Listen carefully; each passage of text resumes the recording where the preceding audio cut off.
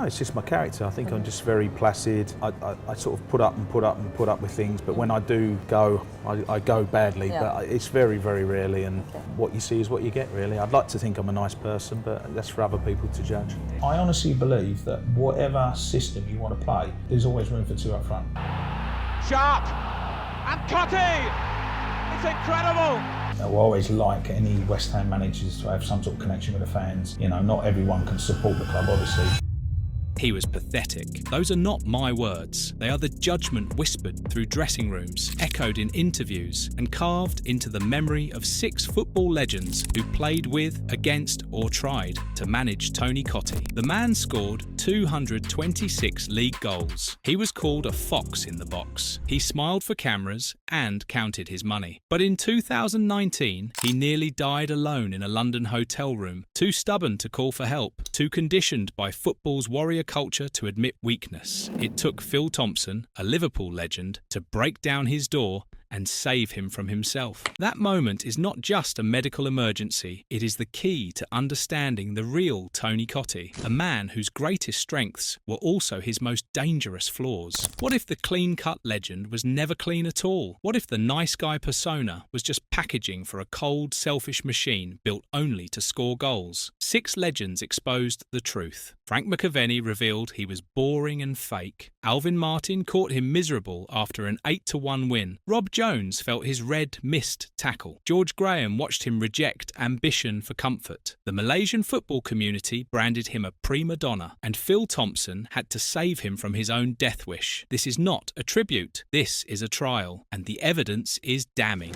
It was 2019. Tony Cottee was staying in a West London hotel for a Sky Sports filming commitment. Around midnight, catastrophic symptoms began. Severe pain in the middle of his forehead, excruciating neck pain, vomiting. These are the red flag symptoms of a subarachnoid hemorrhage, a bleed on the brain. Most people would call 999 immediately. Cottee did not. He told himself it was sunstroke. He had played golf in 28-degree heat earlier that day. He told himself it was food poisoning. He had eaten a barbecue after the golf. He told himself he was not having a brain hemorrhage. He spent the entire night in agony, alone, refusing to call an ambulance because he did not want to make a fuss. The next morning, Phil Thompson came to his room. Thompson saw the condition his friend was in and refused to accept the sunstroke excuse. He insisted on getting a doctor. The doctor immediately referred Cottee to the hospital. Scans revealed the brain bleed. The specialist told him they needed to get him to Charing Cross Hospital now. Cottee later admitted he could have dropped dead. It was a warning. When he returned to the Sky studio 6 weeks later, he hugged Thompson and acknowledged that his colleague's intervention had saved him from his own stubbornness. This incident exposes the fatal flaw in Cottee's old-school mindset. His stubbornness was not bravery. It was a conditioned response that overrode his survival instinct. He was willing to risk death rather than be seen as weak or a hypochondriac. The qualities that made him a legend were the same qualities that blinded him to a medical emergency. It took a peer to break through that conditioning and save his life. This was not an isolated moment of madness. It was the culmination of a career built on ignoring pain, blocking out distractions, and refusing to bend. That mentality nearly killed him. Rewind to 1986. West Ham United came close to lifting the First Division title. The narrative was driven by Tony Cottee and Frank McAvenny. Together, they scored 54 goals and earned the moniker the Terrible Twins. The media portrayed them as Jack the Lad figures, young, rich, and living a life of hedonistic excess in London nightclubs. However, Frank McAvenny has systematically dismantled this image. McAvenny clarified that the playboy lifestyle was a solo endeavour. He stated that he was the guy who used to go out all the time, whereas Tony would stay in and count his money. While McAvenny was navigating Stringfellows and the West End, Cottee was at home. McAvenny described Cottee as the boring one who had to be dragged out for social events. The mid-1980s was an era of profound unprofessionalism in English football. Alcohol culture was deeply embedded. Cottee's refusal to participate was professional rebellion. McAvenny's career became fragmented after 1986, marred by lifestyle issues. Cottee was still scoring Premier League goals in 2014 years later. The scandal is that Cottee was a ruthless pragmatist who allowed the media to perpetuate the myth while privately hoarding his energy. He understood the terrible twins brand increased his commercial value, even if he did not live the lifestyle. On the pitch, they were synchronised. McAvenny created space. Cottee exploited it. Cottee viewed McAvenny as a tool to help him score goals, not a partner in crime. This exposes Cottee as a cold, calculating operator, not a charismatic hero. If McAvenny exposed Cottee's social conservatism, Alvin Martin exposed the pathological selfishness that drove his performance. This centres on one match. West Ham United 8-1, Newcastle United, April 21st, 1986. West Ham needed goal difference. Newcastle were dismantled. Alvin Martin, a central defender, scored a hat-trick against 3 different goalkeepers in 90 minutes. First, a volley against Martin Thomas. Second, a header against Chris Hedworth, a defender in goal after Thomas retired hurt. Third, a penalty against Peter Beardsley, the forward who took the gloves after Hedworth broke his collarbone. After an 8-1 victory, the dressing room was euphoric. Yet Alvin Martin revealed that Tony Cottee was sitting in the corner, visibly miserable. Cottee was gutted because he had not scored. For Cottee, football was a binary pursuit of numbers. If the team scored 8 and he scored none, he viewed his performance as a failure. Defenders like Martin and midfielders were filling their boots while he starved. This selfishness is a prerequisite for top strikers. But Martin's story highlights the extreme end. Cottee was unable to compartmentalise his ambition to celebrate a historic achievement. Martin's exposure suggests friction between mindsets. While the team laughed off Cottee's misery, it remained a marker of difference. Cottee was an island within the squad, connected only by the scoreboard. Throughout his career, Tony Cottee benefited from a Gary Lineker-style reputation. He was small, just 5 feet 7 inches tall. He was boyish and articulate. He was not a hard man. He was not Vinnie Jones or Julian Dix. He was a finisher. However, in September 1992, this image was violently contradicted by an incident at Anfield. The testimony of Liverpool defender Rob Jones and the match reports of the day exposed the truth. The context of the incident is vital. Cottee had just returned to West Ham United after a 6-year spell at Everton. The transfer was a swap deal involving David Burrows going the other way. This was his second debut for the Hammers. The pressure was immense. He was returning not as the promising kid of 1986, but as the seasoned pro expected to save the team. The match was against Liverpool at Anfield. The score was 0-0. West Ham were battling well against a superior side. 9 minutes into the second half, the red mist descended. Cottee felt he had been fouled by Liverpool right-back Rob Jones. The referee, Paul Danson, waved play on, ignoring Cottee's appeals. Incensed by the injustice and perhaps fuelled by the frustration of a difficult game where chances were scarce, Cottee snapped. As Jones attempted to carry the ball away to launch a counter-attack, Cottee launched himself into a horrible late challenge. This was not a striker trying to win the ball back. It was, as described by observers, a hot-headed retaliatory lunge. Jones was left flat out in agony on the turf. The referee had no choice but to show the red card immediately. Rob Jones has spoken about the tackle as a moment that left him in significant pain. However, the incident itself serves as the exposure. It revealed that beneath Cottee's placid, media-friendly exterior lay a volatile temper capable of abject stupidity. The scandal here is the contradiction of the persona. Cottee was marketed as the clean-cut goalscorer. The red card at Anfield exposed the dark side of his competitiveness. It showed that when things were not going his way, when the goals were not flowing, and the referee was not giving decisions, he was capable of violence. Reports from the day describe Cottee as obviously contrite as he left the pitch, but the damage was done. He had left his team with 10 men at Anfield. Remarkably, West Ham held on for a 0-0 draw, a result that perhaps saved Cottee from a deeper vilification by his own fans. This incident remains a focal point for those analysing Cottee's psychology because it is an outlier that proves the rule. His intensity was always simmering. Usually, it was channeled into making runs into the box. On this occasion, it overflowed into a tackle that could have broken a leg. It stands as a reminder that the nice guy of football is often a construct that cannot survive the high-pressure reality of the pitch. In the summer of 1988, Tony Cottee was the most coveted asset in English football. He was 23, ready to leave West Ham. The race narrowed to Everton and Arsenal. Arsenal was managed by George Graham, building a disciplined machine. Everton was managed by Colin Harvey. Cottee chose Everton for a British record £2.2 million. Graham told Cottee he would wear the Arsenal blazer with pride. He would track fullbacks when possession was lost. Cottee admitted the instruction to track back was the last thing he wanted to hear. As a West Ham fan, he had no desire to wear the Arsenal blazer. Everton manager Harvey kept it simple: get 25 goals. Everton offered a much better financial package. Graham's critique was that Cottee lacked the top-tier mentality. Cottee rejected defensive duties. He chose comfort over challenge, money over discipline. Because Cottee rejected Arsenal, Graham signed Ian Wright in 1991. Wright became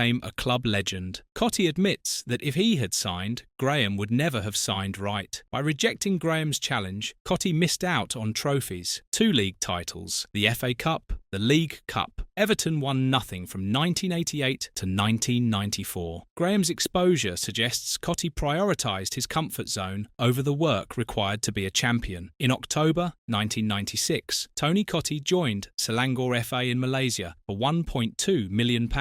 He was expected to be an ambassador. Instead, his stint exposed cultural insensitivity. Cottee complained publicly. He was appalled that he had to clean his own boots. He remarked that mushrooms were growing on the pitches. He complained that his Muslim roommate's prayers at 5 a.m. were waking him up. The Malaysian community viewed Cottee as a spoiled Westerner, happy to take their money but unwilling to respect their culture. They labelled him a prima donna. His professionalism could only exist within English luxury. When that bubble was removed, his attitude soured. The resentment lasted 15 years. In 2011, Cottee returned as a TV pundit and apologised. He admitted he was just used to a higher standard. This exposes the limits of his personality. The rigid focus McAvenny mocked was interpreted as colonial arrogance. He lacked adaptability and cultural empathy. Without kit men, perfect pitches and silence, he crumbled into complaint. Tony Cottee scored 226 league goals. That is a fact. It is carved in stone. But the 6 legends who exposed him have shown us the cost of those goals. To score that many, Cottee had to be boring. He had to preserve his energy while his strike partner burned out. He had to be selfish. He had to value his personal tally above team wins, even in an 8-1 thrashing. He had to be aggressive. He had to snap when things did not go his way, even if it meant a red card. He had to be stubborn. He had to reject the challenge of tracking back, even if it cost him trophies. He had to be rigid. He had to demand English standards, even in Malaysia, even if it made him hated. He had to be stoic. He had to ignore pain, even if that pain was a brain hemorrhage. These traits are the raw materials of his success. The scandals are simply the moments where these traits overflowed their banks and caused friction with the world around him. Cottee was not a villain. He was a product of a football system that praised obsession and punished empathy. He was conditioned to view softness as weakness, teamwork as secondary, and self-preservation as the ultimate virtue. That conditioning made him a legend. It also nearly killed him. The Phil Thompson moment is the emotional closure to this story. It took another legend, a man from the same era with the same conditioning, to break through Cottee's defences and save him from himself. Thompson saw the danger that Cottee refused to see. He acted when Cottee would not. That intervention is the only reason Cottee is alive today. It is a reminder that the warrior culture of football, the culture that built Cottee's career, is also a death cult. It teaches men to ignore their bodies, to suppress their emotions, and to die alone, rather than ask for help. Tony Cottee's goals were real, but so were the scars they left on everyone around him. Frank McAvenny was mocked for his excesses, while Cottee counted his money in silence. Alvin Martin watched his teammates sulk after a historic win. Rob Jones felt the fury of a man who could not cope with failure. George Graham lost a player who might have been a legend at Arsenal. The Malaysian community was insulted by a man who could not adapt. And Phil Thompson had to save a friend who would rather die than admit weakness. These are the 6 exposures. These are the secret scandals, and they reveal a simple truth. Tony Cottee was a great goal scorer, but he was a deeply flawed man.